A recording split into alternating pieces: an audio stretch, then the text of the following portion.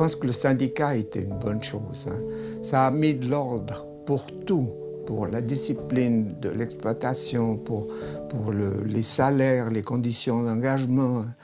En tout cas, moi, j'ai été syndiqué dès le début que je suis entré au chemin de fer, en 1945. Et je peux dire que, pour moi, ça a été une bonne affaire pour beaucoup de choses.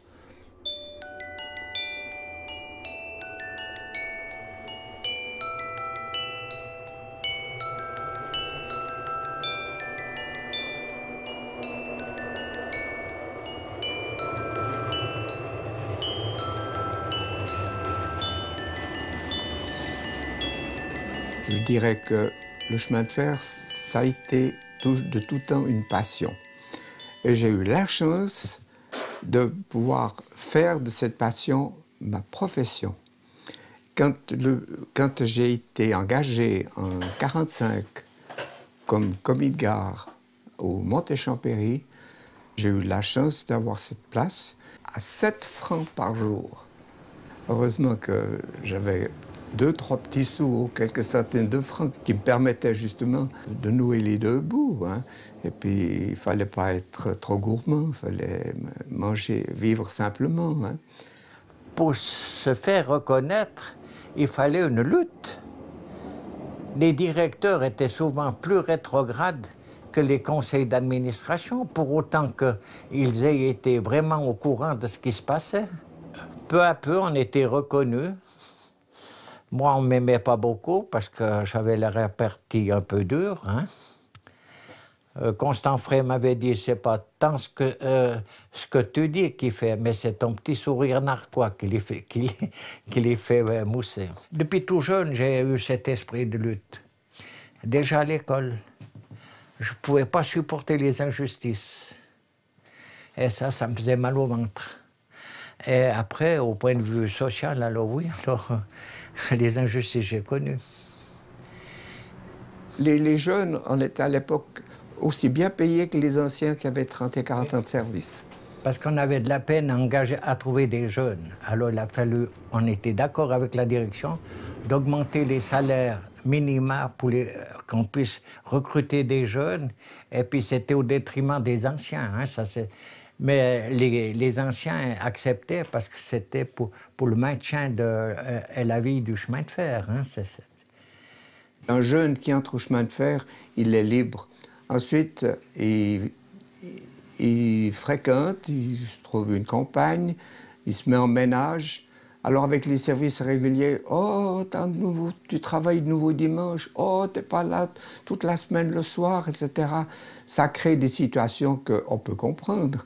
Alors, s'il se trouve un autre travail, eh ben voilà, c'est un agent qui est perdu pour nous, hein. Là, la situation du cheminot. Il y a eu une lutte terrible, hein. Et il y avait des partis pris. Non, il n'y avait rien d'organisé, hein.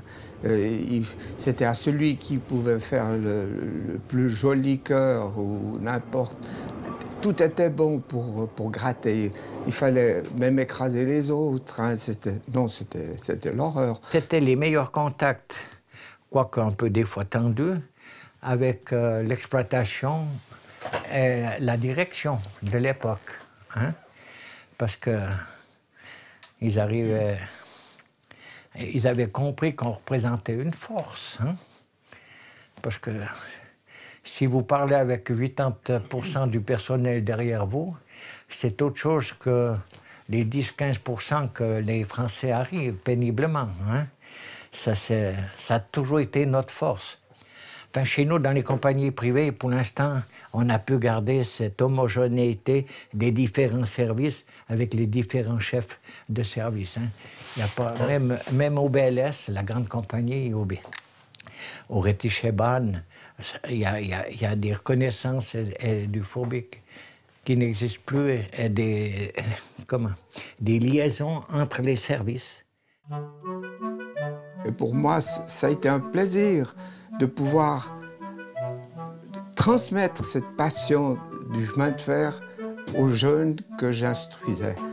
Je leur apprenais, le règlement c'était une chose, mais la manière de l'appliquer, c'était tout différent, parce qu'il y a tellement tellement de nuances entre le règlement et la manière de l'appliquer.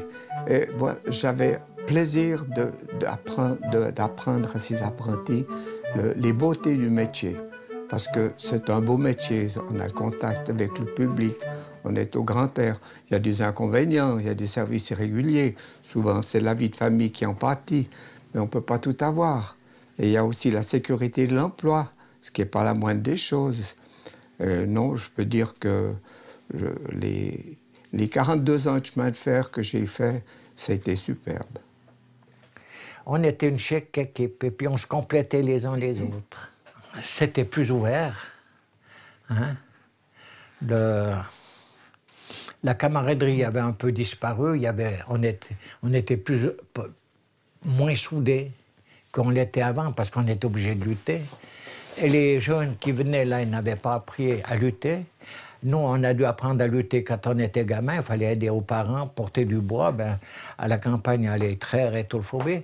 Depuis tout jeune, on a appris à lutter et tout. Tandis qu'eux, ils ont été élevés comme dans un cocon, si on peut dire un cocon, et ils n'avaient pas appris à lutter, à se défendre.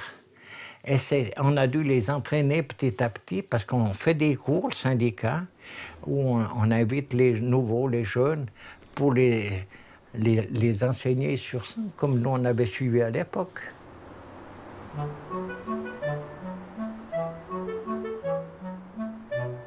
En une journée, on avait plus de tonnes de gravier qu'en 2 ou 3 années avant. Ça, c'est une sacrée amélioration. Hein? Et quelque temps après, le conseil d'administration était reçu à l'OFT pour mettre au point le programme de travaux et tout. Et le train déraille sur le pont de chemin.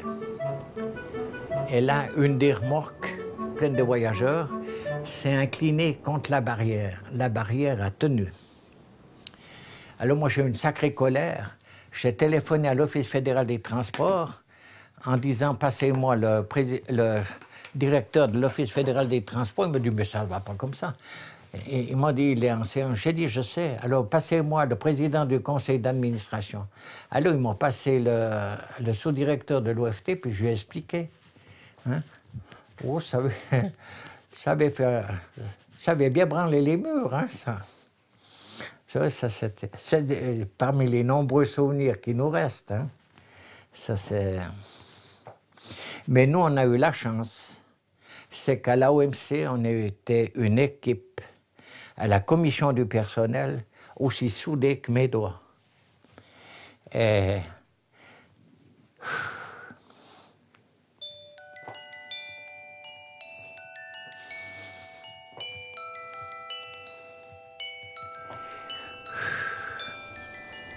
Le tramway local était devenu un peu désuet.